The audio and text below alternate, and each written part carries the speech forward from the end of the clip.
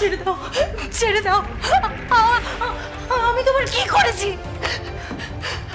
আলো, আলো আমাকে বাঁচাও, আলো আমাকে বাঁচাও প্লিজ, প্লিজ প্লিজ আমার কিচ্ছু করো না, প্লিজ আমার কোনো ক্ষতি করো না, প্লিজ প্লিজ প্লিজ। আলো, আলো আমাকে বাঁচা, আলো প্লিজ, আলো প্লিজ আমাকে বাঁচা, আলো প্লিজ। আলো, আলো, আলো আমাকে বাঁচা, আলো প্লিজ, প্লিজ আমাকে ছেড়ে দাও।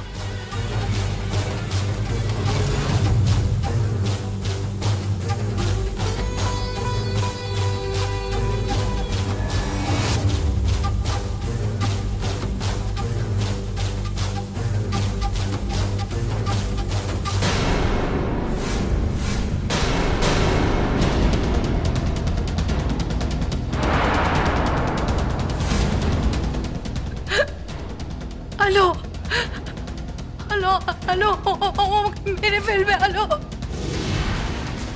আলো, আলো।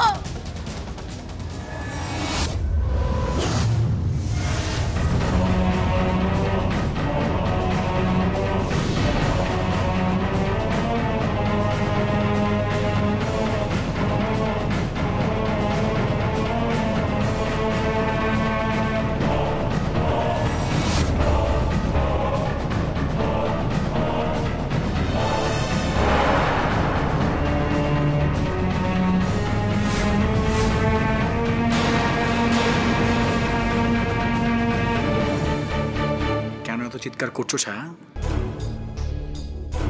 তোমার মনে হয় যে আমার হাত থেকে তোমাকে কেউ বাঁচাতে পারবে? আমার হাত থেকে তোমাকে কেউ বাঁচাতে পারবে না, কেউ পারবে না, কেউ না।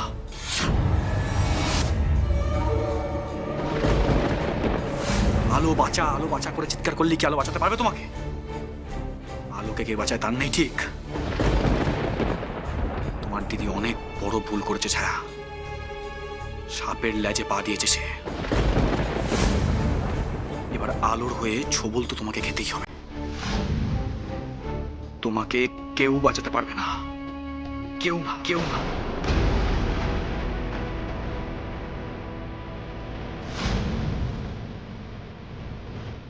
মরতে তোমাকে হবে।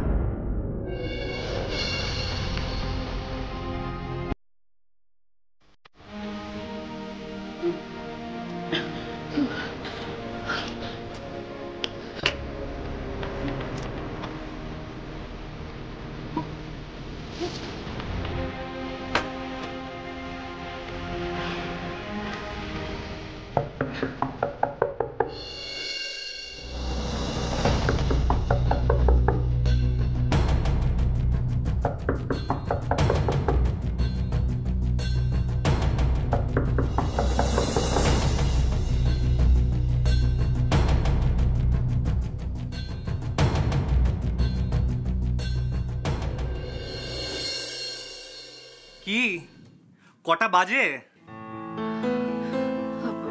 কটা? সন্ধে 6:30। নাক ডাকার আওয়াজে তো সারা বাড়ি একবারে গম গম করছিল।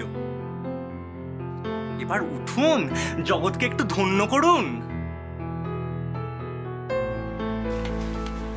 আমি মোটেই নাক ডাকিনি। হ্যাঁ, আচ্ছা, এইভাবে ঘর বন্ধ করে ঘুমিয়ে থাকলে কারোর কোনো খেয়াল থাকে?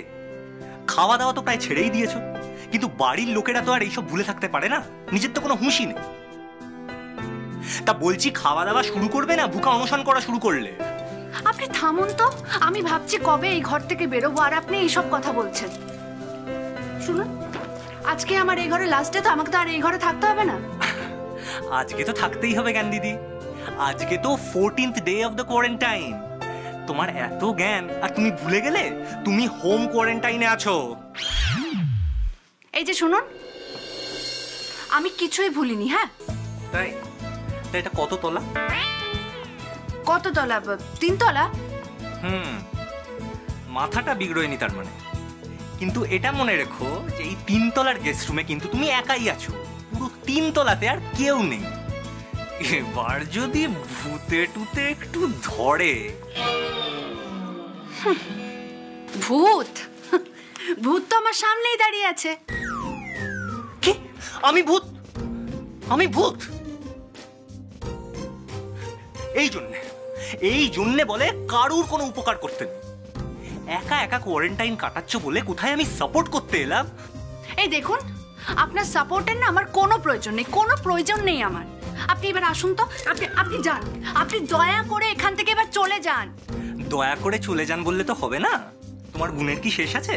কি আবার বলতে পারে আবার জানলা দিয়ে নেবে তুমি হাওয়া হয়ে যাবে? এই দেখুন আপনি কিন্তু কি দেখুন আপনি কি এমনটা যেন করনি আগে।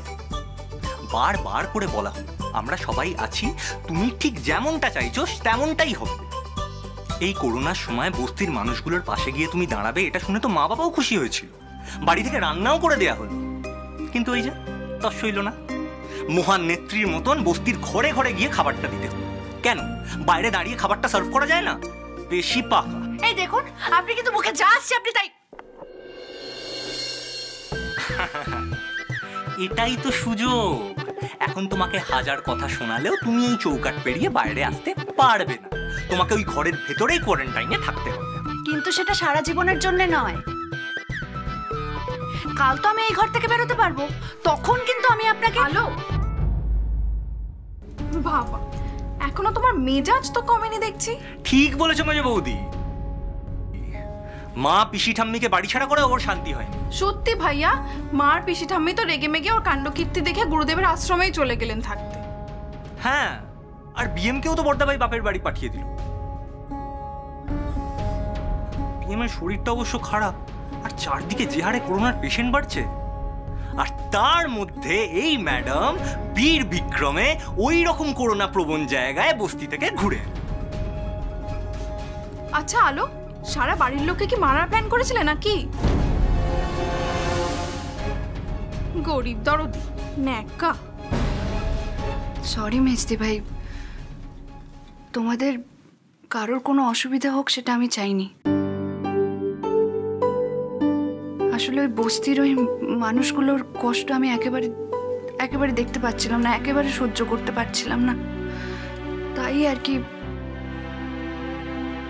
আচ্ছা তাহলে কটা টাকা ওদের দিয়ে দিলেই তো সমস্যা মিটে যেত নাকি? তা হয়তো হতো, কিন্তু আমি চেয়েছিলাম ওই নিরন্ন মানুষগুলোর পাশে দাঁড়াতে, ওদের মুখে একটু অন্ন তুলে দিতে। আমি তার জন্যই রান্না বান্না করে ওই খাবারটা তাদের কাছে পৌঁছে দিয়ে তাদের পাশে দাঁড়িয়েছি। আমি সত্যি চাইনি তোমাদের কারো কোনো অসুবিধা হোক। আচ্ছা আচ্ছা ঠিক আছে, মেজো বৌদি ছাড়ো না। দেখো আলো সব ব্যাপারে পাকামো করলেও এই কাজটা তো সত্যি ভালো করতে গেছিল বলো। আর দেখো আমরা সেফ থাকবো বলেই তো বস্তি থেকে ফেরা মাত্রকে 14 দিনের জন্য হোম কোয়ারেন্টাইনে রাখা হলো। থাক ভাইয়া, তুমি আর বউয়ের হয়ে ঝোল টেনে কথা বলো না। ভরা বাড়িটাকে কেমন ফাঁকা করে দিল। ধন্যী মেয়ে বটে। হ্যাঁ দেখো আবার গায়ে জ্বর আছে কিনা, কাল তো এই ঘর থেকেও বেরোবে।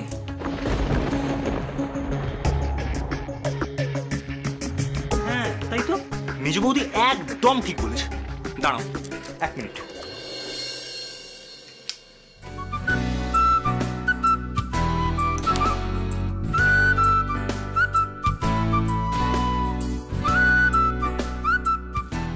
এই নাও টেম্পারেচারটা চেক করো। কি হলো নাও? দেখুন এসবের আমার কোনো প্রয়োজন নেই। আরে সেদিন যখন আমি বস্তিতে বেরিয়েছিলাম তখন আমি সমস্ত প্রোটেকশন নিয়েছিলাম, হাতে গ্লাভস, মুখে মাস্ক, সমস্ত প্রোটেকশন নিয়ে বেরিয়েছিলাম। আর আপনি আমাকে কি ভাবেন বলুন তো? আমি এতটা ইরেসপন্সিবল? সে তো আমার জানাই আছে। মানে কি বলতে চাইছেন আপনি? কি বলতে চাইছেন বলুন আপনি? না না আমি কিছু বলতে চাইনি। আবার শুরু করলি তোরা? ঝগড়া ছাড়া আর কিছু বুঝিস না না? কি বলতো ভাইয়া তুই? এই বলো, তুমি দুপুরবেলা কিচ্ছু খাওনি। ডাক্তারবাবুরা বলছেন যে এই জীবাণুর সাথে লড়াই করতে গেলে বেশি করে খেতে হবে আমাদের। খাবারটা নিয়ে এসেছি তোমার জন্য, খেয়ে নিও কিন্তু। হ্যাঁ দাঁড়াও, আগে টেম্পারেচারটা চেক করা হবে তারপরে সবকিছু। নাও নাও নাও টেম্পারেচারটা চেক করো। দিন দিন। আচ্ছা, আপনার এত ভাবভঙ্গি, আপনি ডাক্তারি নিয়ে বললেন না কেন বলুন তো? ওসব বলে না কোনো লাভ নেই, টেম্পারেচারটা আগে চেক করো। ভাইয়া চেক করে নেবে বললো তো। তুই না সত্যি। আলো, আমি খাবারটা এখানে রেখে যাচ্ছি, খেয়ে নিও। হ্যাঁ আরে কি হলো, দাঁড়িয়ে রইলে কেন? টেম্পারেচারটা চেক করো। এই শোন, আমি তোদের দুজনকে একসাথে রাখবো না, না কিছুতেই না। তোরা আবার ঝগড়া শুরু করবি। ভাইয়া নিচে চল, যা চল বলছি। কি যে করে না। শোনো না, খাবারটা খেয়ে নিও। হ্যাঁ, ঠান্ডা হয়ে যাবে নয়তো।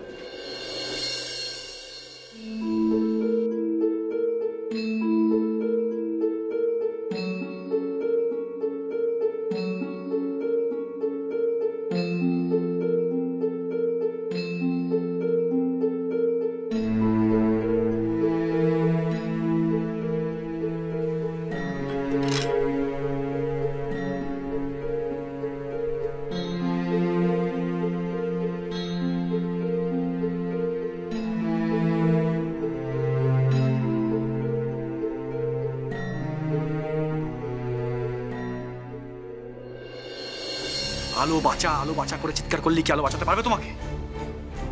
আলোকে কে বাঁচায় তার নেই ঠিক। তোমার দিদি অনেক বড় ভুল করেছে ছায়া। সাপের লেজে পা দিয়েছে সে। এবার আলোর হয়ে ছোবল তো তোমাকে খেতেই হবে। তোমাকে কেউ বাঁচাতে পারবে না, কেউ না, কেউ না।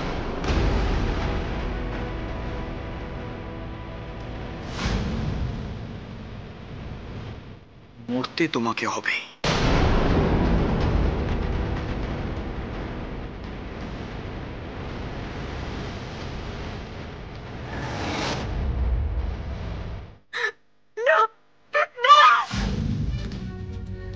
এরকম একটা স্বপ্ন কেন দেখলাম আমি?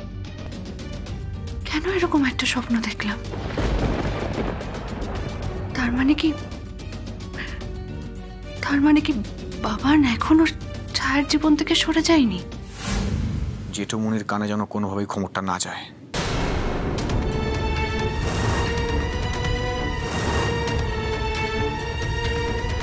যদি যায় তাহলে কিন্তু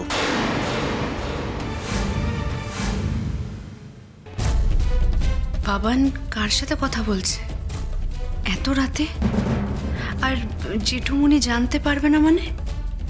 কি জানাতে চাইছে না বাবান বাবাকে?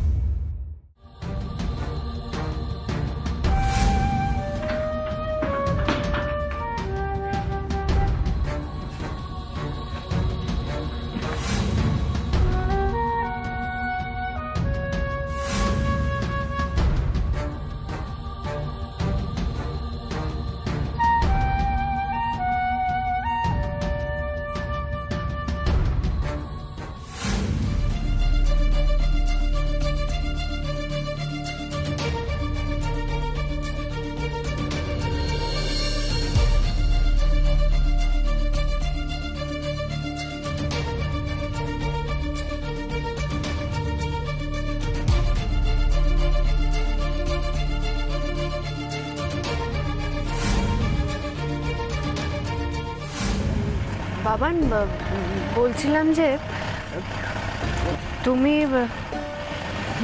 মানে কি? আমি কি? শ্রীরামপুরে যেদিন গিয়েছিলে আমাদের সঙ্গে, ওই দিন রাত্রেবেলা কি তুমি বাড়ি থেকে বেরিয়েছিলে? কই না তো ছোট বৌদি ভাই, সেদিন তো অত রাত অব্দি গান বাজনা হলো, আমি তো তোমাদের সাথেই ছিলাম। আর অত রাতে গান টান শেষ হবার পরে কোথায় বেরোবো বলো তো? তখন আমি তো সোজা গিয়ে ঘরে ঘুমিয়ে পড়লাম। ও, ঘুমিয়ে পড়েছিলে? হ্যাঁ তাই। আচ্ছা ছোট বৌদি ভাই, তুমি আমাকে সেদিনও তোমাদের বাড়িতে জিজ্ঞেস করছিলে যে রাতে ভালো করে ঘুম হয়েছিল কিনা, আজকে আবার জিজ্ঞেস করছো যে আমি কোথাও বেরিয়েছিলাম কিনা। আচ্ছা কিছু কি হয়েছে? না না, তেমন কিছু না।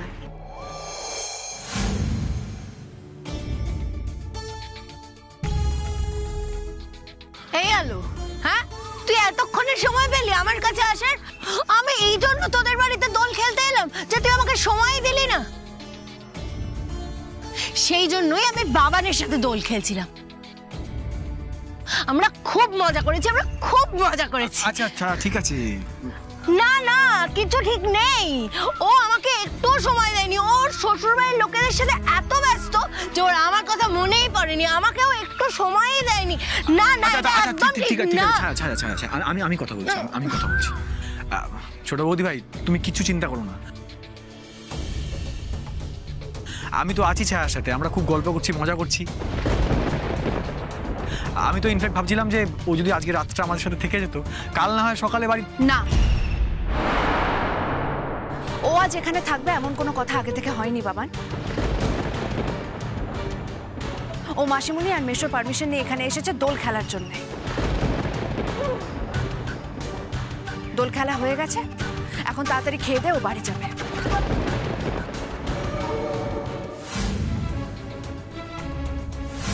চল, আলো আলো, তোকে সন্ধ্যের আগে বাড়ি পৌঁছতে হবে। আমি বাবানের সাথে মজা করছিলাম। আলো,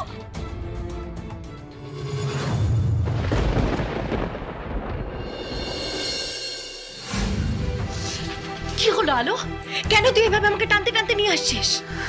তোর মাথাটা কি খারাপ হয়ে গেল? হ্যাঁ, আমি তো তোর বাড়ির সবার সাথে এখানে দোল খেলছিলাম। এমন না বাইরের কোনো লোকের সাথে আমি দোল খেলছিলাম বলে তুই এভাবে আমাকে টানতে টানতে নিয়ে আসবি। আশ্চর্য তো, আমি যখন থেকে এসেছি তখন থেকে দেখছি তুই এরকম উইয়ার্ড বিহেভ করে যাচ্ছিস। কি হয়েছেটা কি তোর? হ্যাঁ, কি হয়েছে? তুই সত্যি বুঝতে পারছিস না আমার এরকম ব্যবহার করার কারণ? না, আমি বুঝতে পারছি না তোর এরকম ব্যবহার করার কারণ। তুই এখানে এসে কি করছিস? কি করছি আমি? আমি এখানে এসেছি আনন্দ করার জন্য। আনন্দ করছি, রং খেলছি, সবার সাথে মজা করছি। ও আচ্ছা, আমার এখানে আসাটা তোর পছন্দ হয়নি তাই না? তুই কি খেয়েছিস?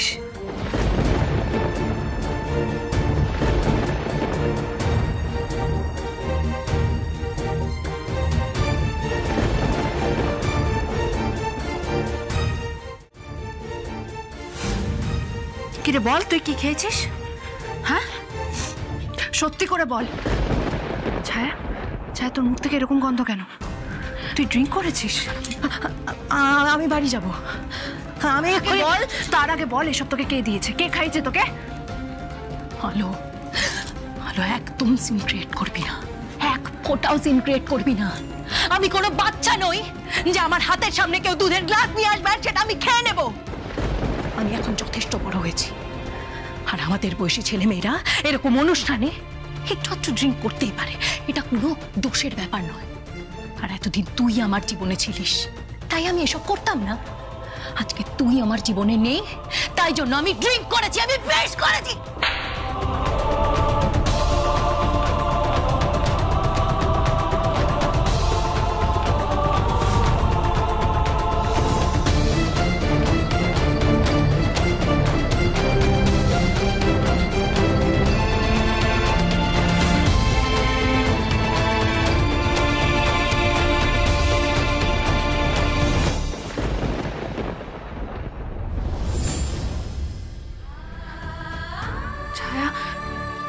এখন কি করছে? কি করছে ও এখন? ওর সঙ্গে আমার কতদিন কথা হয়নি, দেখা হয়নি। এই লকডাউনে এতবার ওকে ফোন করলাম, ও একবারও আমার ফোন ধরলো না কেন?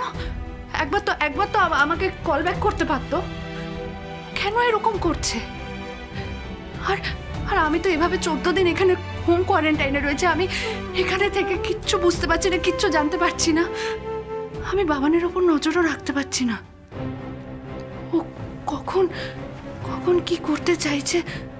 আমি তো বাবানকে বলেছিলাম যে ছায়ার সঙ্গে মেলামেশা বন্ধ করতে। ওকে এখনো ছায়ার সঙ্গে মেলামেশা বন্ধ করেনি। আমি কিচ্ছু বুঝতে পারছি না। বাবান কি খেলা খেলতে চাইছে, কি করতে চাইছে ও? আমি ছায়াকে একটা ফোন করি।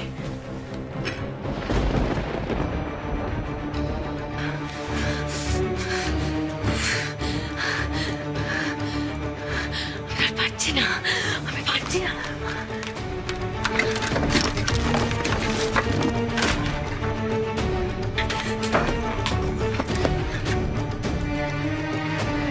কোথায় গেল আমার ওষুধটা? আমার ওষুধটা